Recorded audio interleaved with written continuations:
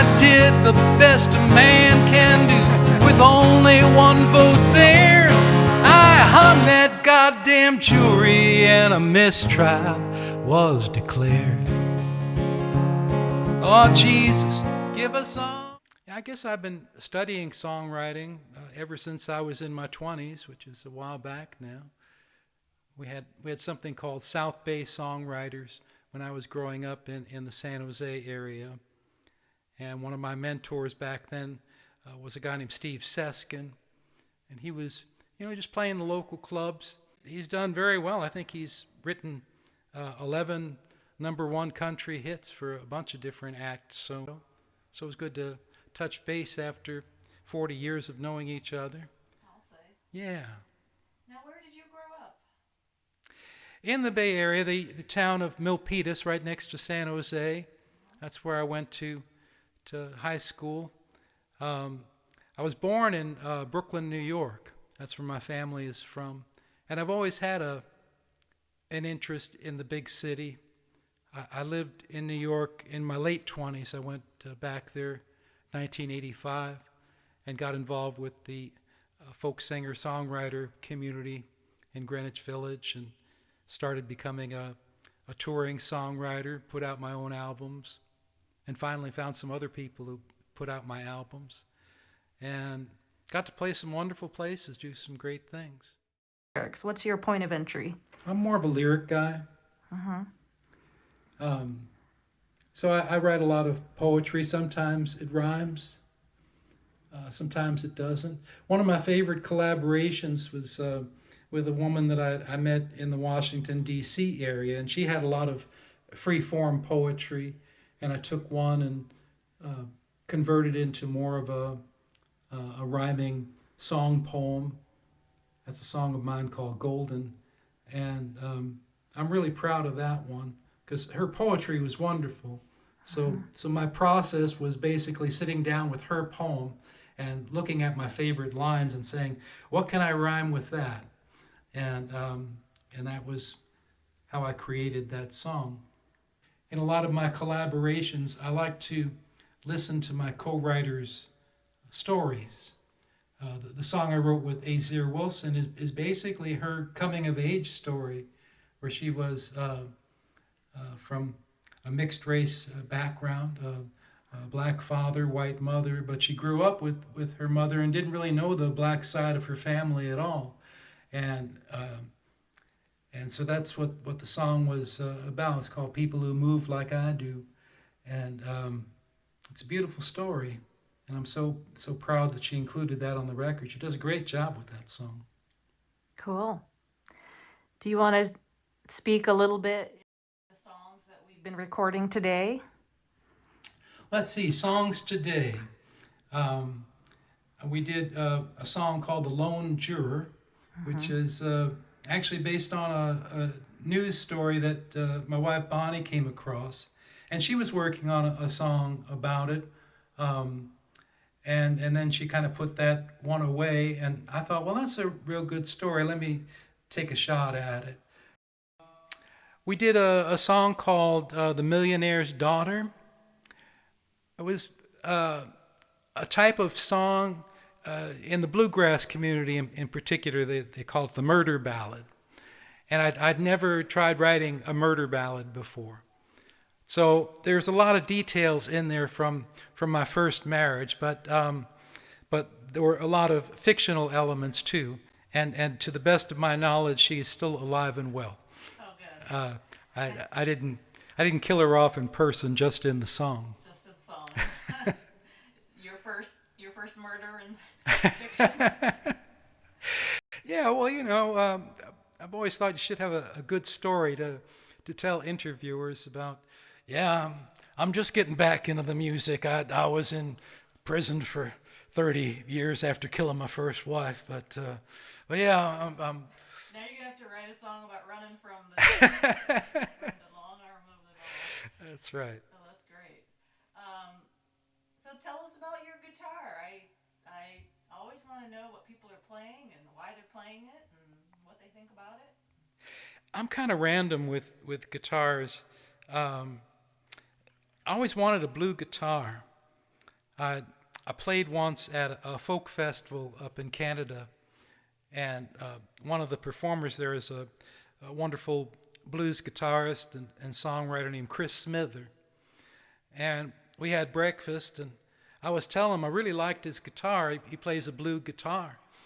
And he said, "Don't get a blue guitar. I'm the man with the blue guitar." But I saw this guitar in a shop in Ventura, and it just felt right, and it just looked like something I wanted. That's all I need. I need one guitar that I'm playing regularly, and one as a backup. Go out and listen. Listening is very important. When I moved to New York in my late 20s, there was this club called the Speakeasy, and it was run by a musicians cooperative, so you could volunteer, you could take tickets at the door, or MC the show, or do sound or something. And they had shows 7 nights a week. The open mic was on Monday. It was called the Hootenanny, and that thing would go until 3 in the morning. Go to a show, take notes, look at their rhyme scheme, look at their melody, see how the melody matches the lyrics or doesn't match the lyrics. Think of how you might approach a certain topic, point of view. Maybe you could hear a song like Long Black Veil, which a lot of people think is a traditional folk song, but actually was written by 2 writers in Nashville who I met when I was there. And I mean, here's an idea. Listen to that song. It's from the point of view of the dead guy. But what about the point of view of the woman who actually visits his grave? She walks these hills in a long black veil. What's she thinking? What's going through her mind? What's her life like? Well, Steve, any final thoughts? Anything you would like to share? What's something nobody knows about you? Something nobody knows about me. Key is not my given last name. Really? I chose it. It's legally my last name. I did change my name legally in 1987, right after I got married for the first time in New York. When I lived in the Washington, D.C. area, one town I lived in was Frederick, Maryland, which is the hometown of Francis Scott Key. And so some of his family members would come to my show saying, "Are we related?" And I'd have to admit to them that, no, I just like the name Key, and so I adopted it. But there's one thing that not a lot of people know about me. Yeah. Oh, well, thank you for that tidbit. Yeah, that is self-made man, right? Through and through. Somewhat. Yeah. Well, it's been great hanging out with you, spending a little time recording these great songs. And I just got to say thank you. Thank you for everything you've done. Well, thanks for offering the studio. Of that kind.